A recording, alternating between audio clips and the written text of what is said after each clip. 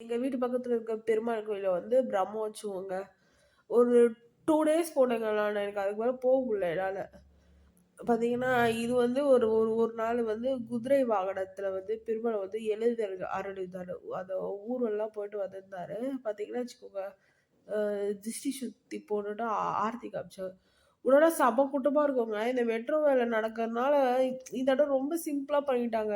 எனக்கு ரொம்ப கஷ்டமா இருந்துச்சு. ச்சே! அப்படின்னு சொல்லிட்டு. அடுத்த வருஷமாவது இந்த மெட்ரோ எல்லாம் முடிஞ்சுட்டு கொஞ்சம் கிராண்டா நான் பண்ணுவான்னு நெனைக்கிறேன். அவ்ளோ கிராண்டா இருக்கும். அவ்ளோ மாமிஸ் வருவாங்க. நல்லா என்ன சொல்றது, பாட்டு, ப அந்த இதெல்லாம் சூப்பரா இருக்கும். அந்த வைபே இந்த தடவ வந்து கொஞ்சம் கம்மியான மாரி எனக்கு தோணுச்சு.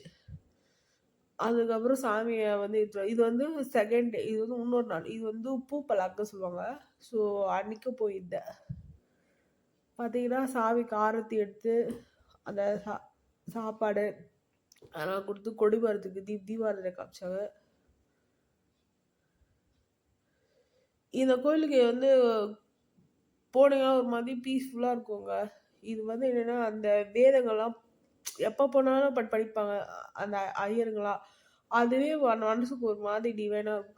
அதுக்கப்புறம் எங்க வீட்டு பக்கத்துல வந்து பெருமாள் வந்தாரு. அந்த பெருமாள் வந்தாங்க. அந்த வீதி உலா வந்திருந்தாங்க. ஸோ அவர கும்பிட்டு அப்படியே அந்த பிரம்மோற்சவத்தையும் முடிச்சுருவாங்க. நாளைக்கு வந்து பிரியார் விடை. நாளைக்கு முடிஞ்சா போவேன். அப்படியே இதோட அவ்வளோதாங்க. இதெல்லாம் ரொம்ப சிம்பிளா முடிச்சுட்டாங்கங்க. இல்லாட்டி கிராண்டா பண்ணுவாங்க. அடுத்த வருஷம் கிராண்டா பண்ணணும்னு நான் அந்த பெருமாள்ட்ட வேண்டிக்கிறேன். அதுக்குள்ள இந்த மெட்ரோ வேலை எல்லா வேலையும் முடியும்.